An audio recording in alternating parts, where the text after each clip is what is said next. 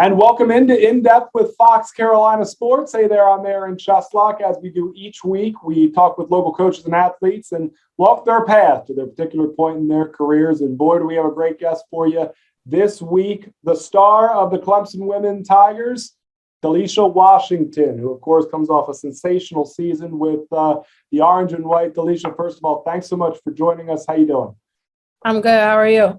Pretty good. And, you know, it's an interesting year for you. This is your sixth year of college basketball, your fifth on the court. But it's been really a whirlwind year and a half for everyone with the pandemic, including those that play college sports. I know the season hasn't quite tipped off just yet, but you've gone through, some preseason stuff and off-season conditioning and all that. I'm curious, does this feel more normal, knowing that we're not quite out of the pandemic yet, but more normal than it did this time last year? Yes, sir. It's getting better knowing that the pandemic is changing a little bit better. And it's just making me and my teammates a little bit more comfortable that, we're getting back to normal when it comes to the pandemic. Statistically, you're coming off the best season of your career. So my question is, when you fill up the stat sheet the way you did in the 2020-21 season, what did you go in to work on this offseason? When you're kind of setting the bar for the entire team, how do you motivate yourself when nobody's watching? And just give us an idea of some of the things you've been working on. Just telling myself I'm not doing it for just myself personally. I'm doing it for the people that around me. I'm doing it for my coaches because they make me better in every stage that that I'm working to get better with, and just putting my teammates before myself. And it's bigger than just me. I'm playing for not only myself, but I'm playing for them and playing to have a victory here at Clemson. You look at the makeup of this team. Obviously, there's some star power with yourself. We saw what Gabby Elliott could do in spurts last year. I think a lot of Clemson fans expect her to take another big step this year, and you guys could really be a 1-2 punch that is tough for anybody to deal with in the conference, let alone the country. When you look at the whole roster, though, there's a lot of new faces, some incoming freshmen, some transfers. You guys lose a sharpshooter like Kendall Spray. What are the things that concern you before the season tips off? And what are some of the things that really excite you? Certainly looking at this team, the depth seems to be pretty good. Honestly, I could say that I don't think I have any concerns. I think we have a really good group of girls that's willing to do whatever it takes to, get better in each category. We have an extra few leaders that just came and, became a Clemson Tiger. And I just think that our newcomers, they're willing to learn and work and put in, whatever they got to do to be successful and to help this team grow, not only as a team, but to grow individually. What's the difference between conference play and non-conference play? The ACC is so loaded. It's arguably the top women's hoops conference in the country. Obviously, Pac-12 and SEC and Big Ten, they have some capable teams there. But when you look at the top 6 to 8, I think the ACC stacks up pretty well with most of the country. What's the difference between conference play and non-conference play, and what would it take for you guys to be successful in a tough ACC? Honestly, I wanna be able to have my, the mindset that I have, and also related to my teammates, that there's not a difference in, non-conference and conference play. Play every game like it's the last game that you're going to play for the season, and, come out to try to get the dub. But I don't see a difference in non-conference and conference play. We're going to go into your backstory here in just a little bit, but I did see that Coach Butler, who you've obviously got a long history with, which we'll touch on, nicknamed you WIP a while back, as in work in progress. I feel like that doesn't apply as much now. Is that still your nickname? Because in my opinion, you've progressed. So what's the genesis of that nickname? Is that still something she calls you tongue in cheek? Yeah, that's something she still calls me. She gave me that name my freshman year. I was with her at the University of Florida, and she still calls me that because I do think there's some areas that I still need to grow and that I'm willing to grow. And she's one of those people that's going to help me grow in those areas. I can't imagine what she's calling the incoming freshman if you're the work in progress, but we'll get back to that in a little bit. I looked at your bio, one of 6 kids, 2 brothers, 3 sisters. I couldn't help but notice that your brothers are named Michael and Jordan. Are they both good at basketball? I feel like it'd be a pretty cruel joke if one of them wasn't elite on the hardwood.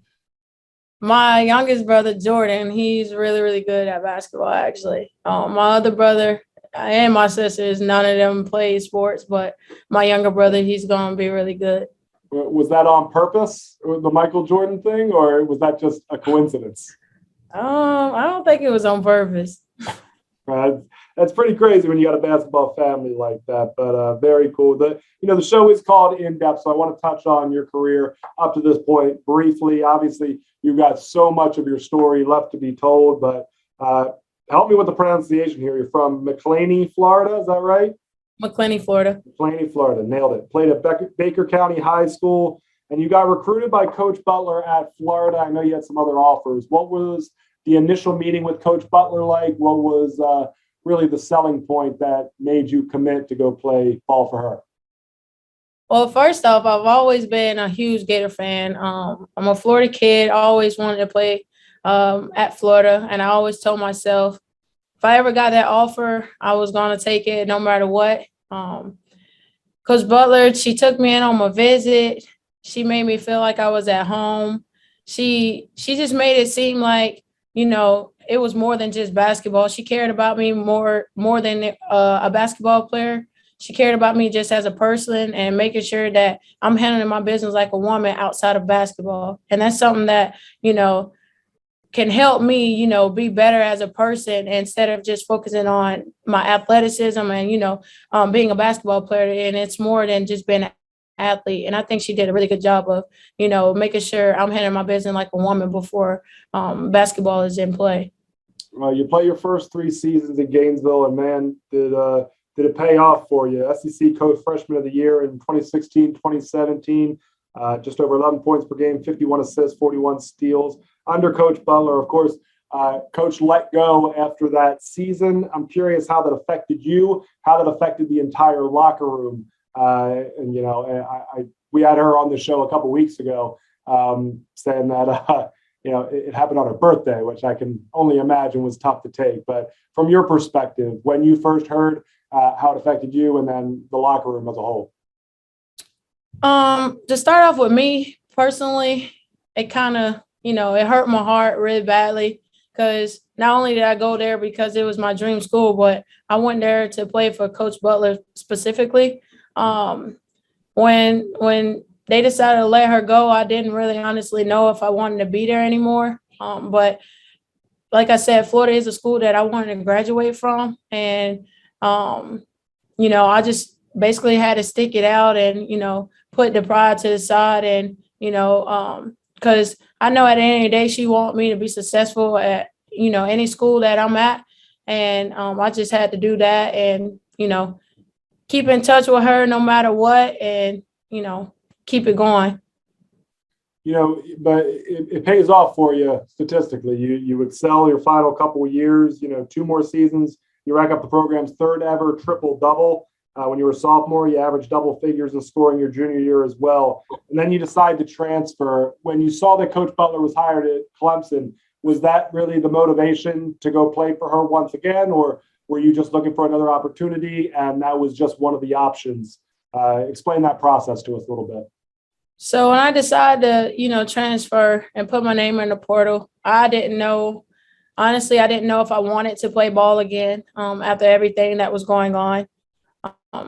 Butler is one of the first people that I called because I know that she would take care of me. And, I didn't know what was what, if she was going to have a spot for me. So I just waited it out. And I just really wanted to know if she was going to have a spot for me here at Clemson. And she gave me a phone call back and she did. And I took that. You have to sit out for the 2019-2020 season. And for those that, heard it earlier, 6th year of college basketball, you're going into the 5th on the court. Obviously, the COVID extra year plays a part in that. But I'm curious your perspective that, of all the changes in college sports over the last year and a half or 2 years or so, the transfer rules have really been laxed. Do you feel like you missed out on that a little bit, that, you could have got that extra year back, or, your opinion on that, the transfer rule as it is period, being relaxed a little bit from someone who's been through it? Honestly, all I can really say is I'm right where I need to be at. I'm comfortable here, and I know I'm surrounded by people that love me more than just a basketball player. And I think that shows. Your entire locker room seems to get along pretty well. And, 1 year so far under your belt in Tiger Town, but man, what a splash you made. Second team All ACC on the WNIT All Region team. You led Clemson in scoring, assists, minutes per game. You were second on the team in rebounding as well as a guard. Your 16.4 points per game average, I don't know if you know this, is the highest for a Clemson player since 2003, 2004. So when you look back on the 2020-2021 season, obviously one of your bigger memories is going to be how COVID impacted everything that you do. When you guys get to your level, you guys are such creatures of habit. When your schedule gets impacted and all that, that really sticks out. But strictly on the floor, what's the thing you're most proud of? What do you attribute your leap in success there to? I could say the most thing that I'm proud of is, my teammates and my coaches believing in me to, get me the ball, keep me in the game as many minutes that they have, and, giving me the opportunity to be great offensively and defensively. And basically they're putting their trust into me to get the job done. Yeah, I can still remember the 33 points you scored against the Seminoles. I believe that was a career high, right? Yes, sir. You have a little extra motivation there, being a former Gator? Yes, sir. Little bit. All right, that's fair. You're taking the high road here, which is admirable, because you certainly could talk a little smack after that performance.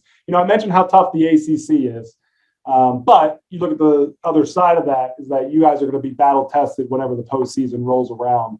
When you look at the makeup of this team, knowing that you guys haven't tipped off quite yet, does it feel like NCAA tournament or bust? How do you set your goals going into the season? And, what are you saying to some of the younger players in the locker room as someone who knows what it takes to compete at that level? When you have the talent, it's just really about how this team gels and how the chemistry forms. Well, to start off, I'm one of those players setting goals is a great thing to do, but I'm one of those players to, go with what's going on right now. And I try to put in my teammates' head is we can't focus on, what's going to happen later on in the season. We can only focus on what's going on now. So, preparing ourselves to, yes, everybody wants to be in the tournament. Everybody wants to win the tournament, but we got to focus on getting better in that day and that moment right then and there. So that's something that I put into my teammates' head, and then we'll see what goes on in the future. When did you first fall in love with basketball? Was there a player that you watched growing up that really hooked you onto the game, or maybe a team? And I guess second part of that question would be, is there a player that you model your game after? And if that's the same player, obviously it could be the same answer. Well, my dad played basketball, so basically I followed his footsteps. And growing up, I never really watched, NBA, WNBA. I just really grew up playing with the kids in my neighborhood, and I've been playing since I was 6 years old. But as I grew up to, watch WNBA, Maya Moore is one of those players that I looked up to. We don't play the same position, but I just take, a lot of help from her with her leadership and the way that, she treats her teammates and how she developed her game on and off the court. And she's just one of those people that I look up to. When you think about the guard position, I have a theory, and you can call me on it if you don't think it's true. I already know it. But I have a theory that guards are the bossy ones of the team, the type A personalities, the control freaks, the ones that have to have things go a certain way. And the bigs are just kind of like, yeah, whatever. Just give me my touches. I'll get you your rebounds and all that. Is that dead on? What is the mindset of a guard versus other players in the team? I know Coach Butler is one of those people. She always say that, we dictate what goes on in the game. We are the starting of the fire, and we're the ones that, get our team going, and, we're the one that start the breaks and transition and stuff like that. So I can say that the guards are a little bit more bossier than, the forwards and stuff, but everybody has a different role when it comes to basketball, but everybody's there for the same reason. You know, you certainly have the skill set to go play at the next level. The WNBA just one of many places to go play professional ball. I know that you already graduated from Clemson, so congratulations on that. I'm curious, what's the career path that you're looking to walk here? Is it basketball and nothing else, or is there a backup plan? What's next for Delicia Washington after this season? First, to have a great season here, make my teammates better, and have something to look back on too when I do leave Clemson. But when this season is over, I hope to hear my name called in the WNBA draft. And, if that doesn't work, hopefully I go overseas. And then I guess my other backup plan is I do want to place a coaching position somewhere, start off at a lower level and then work my way up.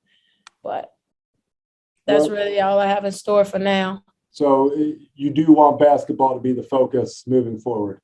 Yes, playing sir. More coaching.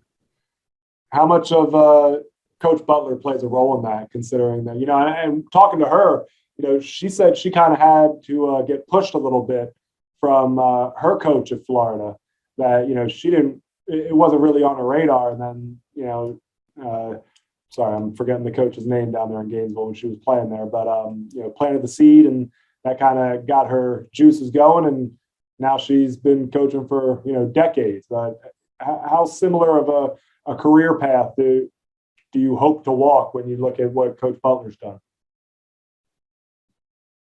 Just be successful, I guess I could say. She's one of those people that I honestly feel like she's great at everything that she do. I know people aren't perfect, but I see it as Butler's one of those people that she's great at everything that she does, whether it's coaching, whether she's being a leader, whether she's being a parent, whether she's being a friend. I think she's one of those people that she's great at everything that she does. She actually gave me a pep talk on how to keep my sanity with my two kids at home. So I certainly appreciate that. She goes into the teaching role very, very quickly. I can see what her players get drawn to with her. So, okay, hypothetical world. You never played basketball in your life. What's the dream job for Delicia Washington? You can do anything you want. What's the number one thing, when you're dreaming as like a 7, 8-year-old, if basketball's out of it, what do you want to be when you grow up?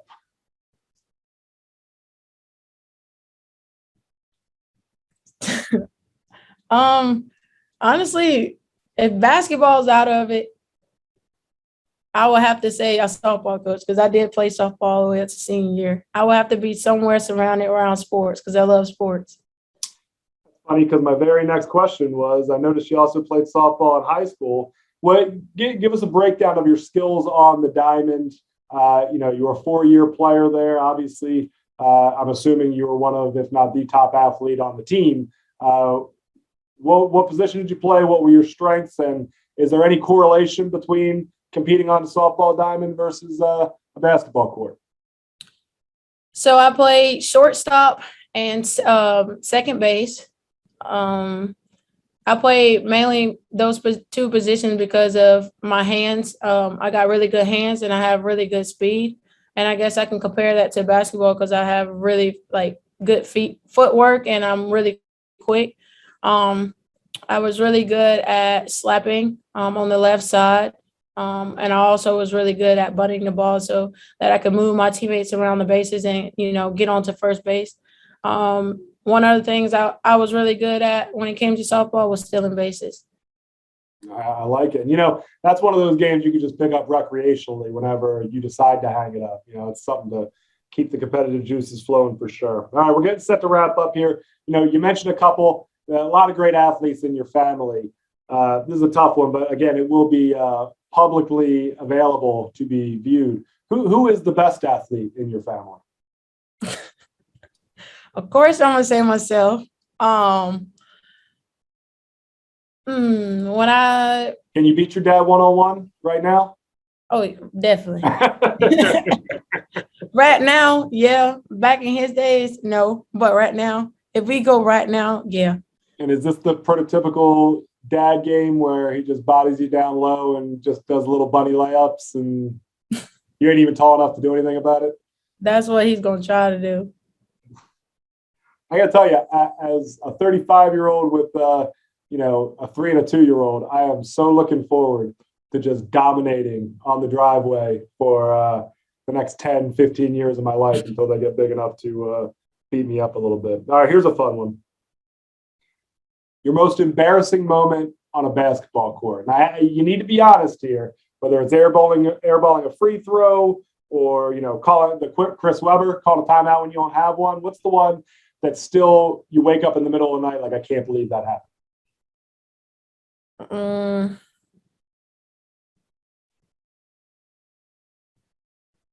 Come on, you already thought of it. Don't be shy now. Not really. I'm thinking of one.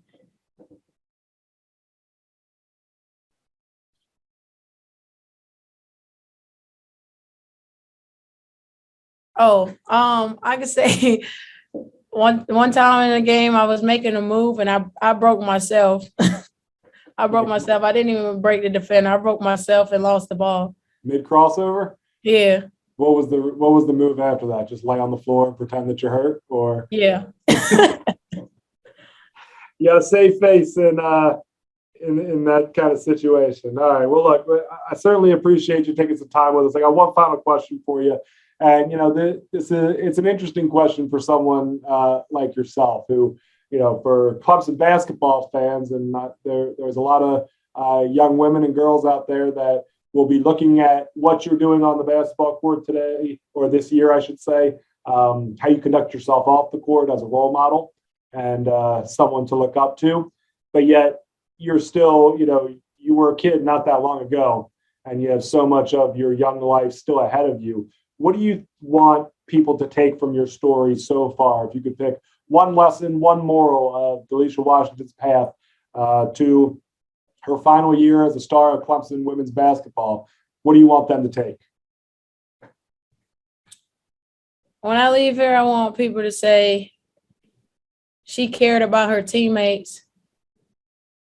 She was going to always work hard. She's one of those people you could depend on to get the job done. She's one of those great leaders, and she's very coachable. And the best athlete in the Washington family, hands down. That one too. That one too. She is Delicia Washington, star guard of the Clemson Tigers. Season tips off in just a little bit. Delicia, best of luck to you this upcoming season. Here's hoping that we get to catch up a little bit more throughout the season after a bunch of wins. Thank you. All right, that is Delicia Washington. Want to thank you as well for joining us here for In Depth with Fox Carolina Sports. Got another great episode for you next week. Have a great one.